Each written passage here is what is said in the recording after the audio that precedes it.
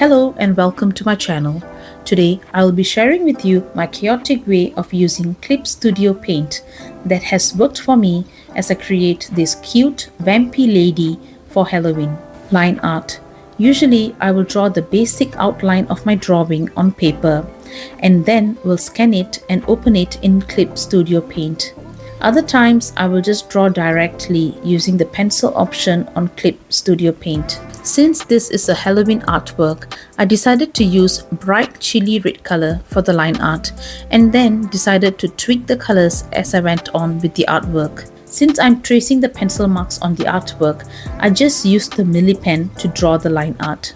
Any artwork that I create digitally, I also plan to release stickers, perhaps a more simplified version of the design.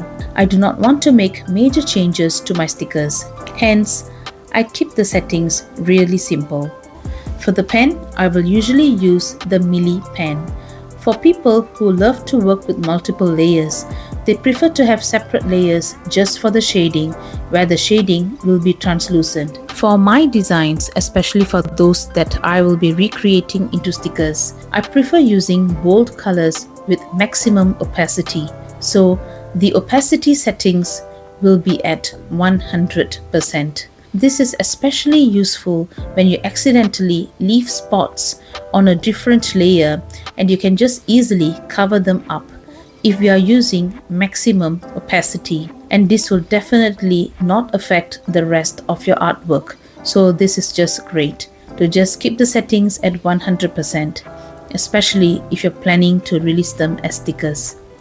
At the same time, using opacity at 100% also gives you vibrant colored artwork at the end, and also a vibrant colored sticker if that is the aesthetic that you are going for. Coloring in the artwork. Usually for white spaces, digital artists usually will fill the spaces using the fill tool, especially to cover large areas quickly. However, I have come to find that whenever I use the fill tool, sometimes it also disrupts the line art that was right next to the area that was filled. So to prevent this, I instead just increased the size of my pen and just roughly filled in the spaces with a big pen. And then with the smaller sized pen of size 4 or 6, I filled up the tiny spaces of those areas. Easy method of coloring. I started with the hair first since my character has very long hair,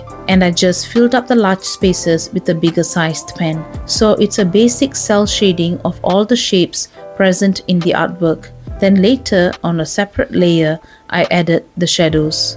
Tweak the drawing as I continue coloring.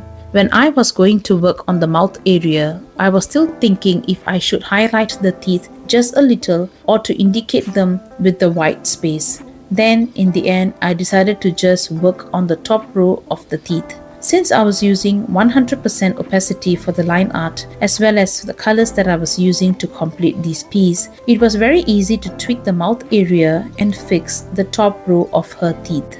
Same thing goes for her fingernails as well.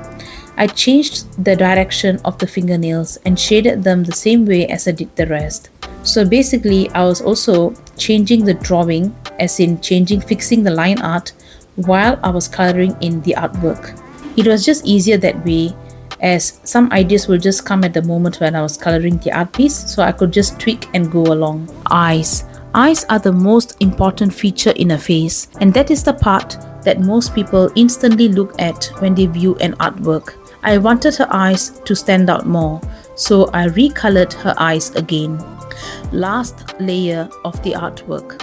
My last layer is the touch-up layer, where I correct all the mistakes seen on the artwork. I do use the artist glove when using my tablet, but I still end up creating spots on my artwork when I rest my hand on it. So this is the layer where I just pick the color with my color picker tool and just go over the affected area with the correct color. Once the touch-up is done, when everything looks okay, then I go ahead and sign on my artwork.